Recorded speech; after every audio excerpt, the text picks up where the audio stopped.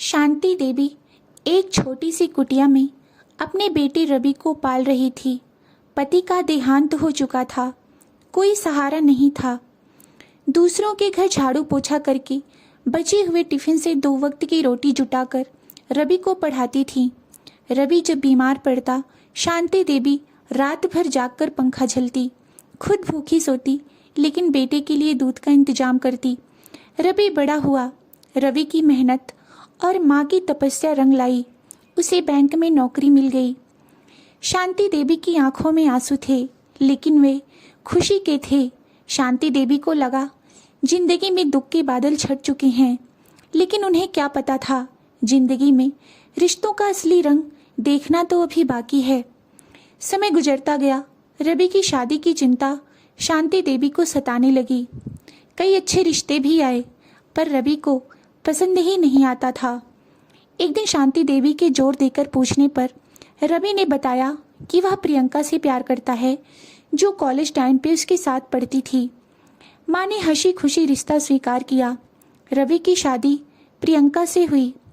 प्रियंका शहर की पढ़ी लिखी लड़की थी, जो खुद को बहुत आधुनिक समझती थी।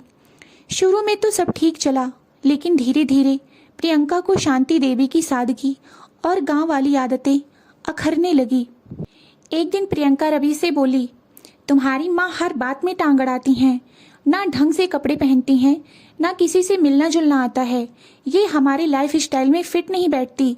रवि थोड़ा नाराजगी से बोला, प्रियंका, वो मेरी माँ हैं, उन्होंने ही मुझे यहाँ तक पहुँचाया है। प्रियंका बोली, एक हद होती है रवि, अब उस उम्र हो गई है उनकी रिटायरमेंट की, कहीं वृद्धाश्रम भेज दो, सब सही हो जाएगा। धीरे धीरे रवि भी प्रियंका के रंग में रंगने लगा। अब वो भी माँ की बातें सुनना पसंद नहीं करता था। माँ कुछ बोले तो कहता, माँ अब आप आराम करो, मुझे ऑफिस की टेंशन रहती है, हर बात में दखल मत दिया करो। एक दिन शांति देवी कांपते हाथों से गैस जला रही थी।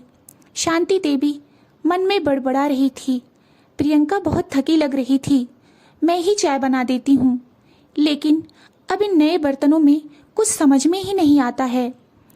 माँ गलती से गैस जला तो देती है, पर दूध रखते वक्त उनकी साड़ी को आग पकड़ लेती है। वह घबरा जाती है, किसी तरह खुद को बचा लेती है, लेकिन रसोई का पर्दा जल जाता है और दीवार पर कालिख लग जाती है। उसी वक्त बहू लौट आती है। प्रियंका जैसे ही दरवाजा खोलती है, जलने की बदबू और धुआं देखकर चिल्लाती है, माँ ये क्या कर दिया आपने, ये क्या कर दिया आपने। शांति देवी डरते हुए बोलती है, बहू मैंने सोचा चाय बना दूं, पर मेरे हाथ कांप गए, आग लग गई, पर मैं ठीक हूँ बहू। बहू बिल्कुल फट पड़ती है, ठीक है, आपको अपना ठीक होना दिखाई देता है, घर का क्या, अगर पूरी बिल्डिंग में आग लग जाती तो, सब जल जाते तो। उसी टाइम बेटा भी आ गया। माँ की हालत देखता है, पर बहू की चीख चिल्लाहट जोर से होने लगती है। बहू बस बहुत हो गया माँ, अब हर दिन मैं डर कर नहीं जी सकती। एक दिन गैस, कभी कुछ, और अब तो आग ही लगा दी। शांति देवी रोते हुए बोलती है, बेटी मैंने जानबूझकर थोड़ी किया, मैं तो बस तुम्हारी मदद कर रही थी। बहू कड़े स्वर में बोलती है, मदद और आप? अब इस घर के लिए आप खतरा बन चुकी हैं। मुझे माफ कीजिए, लेकिन आपसे अब नहीं संभलता और मुझसे अब बर्दाश्त नहीं होता। फिर रवि की ओर देखते हुए प्रियंका बोलती है, इस घर में या तो माँ यहाँ रहेंगी या फिर मैं रहूंगी। रवि लाचार सा खड़ा रहता है और माँ से बोलता है, माँ शायद कुछ दिनों के लिए कहीं और चले जाओ, जब हालात ठीक होंगे तब देखेंगे। शांति देवी बहते हुए आंसू को रोकते हुए कहती है, ठीक है बेटा, मैं चली जाऊंगी, तुम्हारी जिंदगी में अब मेरी कोई जगह नहीं, लेकिन एक बात याद रखना बेटा, जिस घर से माँ का आंचल उठता है वहाँ सुकून नहीं टिकता। बारिश की रात थी। प्रियंका ने उनका सामान एक पॉलीथीन में लपेटा और दरवाजे पर ले जाकर रख दिया। शांति रो रही थी। बेटे की ओर एक बार और उम्मीद भरी नजरों से देखती है और कहती है, बेटा क्या मैं सच में यहाँ से चली जाऊँ? मैं कहाँ जाऊँ? क्या मुझे जाना होगा? रवि मुंह मोड़ लेता है और कहता है, माँ मुझे माफ़ करना, मैं कुछ नहीं कर सकता। प्रियंका कड़वे शब्दों में बोलती है, आप जैसे लोग वृद्धाश्रम के लिए ही बने हैं, वहाँ जाइए और अपने जैसे लोगों में रहिए। शांति देवी घर से निकल गई। वो फुटपाथ पर जाकर बैठ गई। बारिश में भीग रही थी, सर्दी से कांप रही थी, बेवश थी। तभी गलियों से एक युवक अनुज, जो एक एनजीओ चलाता था, वह वहाँ से जा रहा था। उसने देखा, माँ जी आप यहाँ कैसे, कोई है आपका?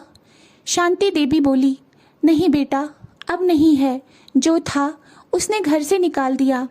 अनुज सिर झुकाकर बोला, अब मैं हूँ माँ जी, चलिए आज से आप मेरे साथ रहेंगी। शांति देवी वृद्धाश्रम पहुँच गई, लेकिन वह वहाँ सिर्फ रहने नहीं गई। वहाँ उन्होंने बुजुर्गों की देखभाल शुरू की, योग सिखाया, भजन मंडली बनाई। धीरे धीरे वो आश्रम की जान बन गई। शांति देवी को घर से निकाले हुए अब कुछ महीने हो चुके थे। वो वृद्धाश्रम में थी, लेकिन एक नई रोशनी बन चुकी थी। हर कोई उन्हें माँ कहकर बुलाता था। इधर रवि और प्रियंका की जिंदगी में धीरे धीरे सब कुछ बदलने लगा था।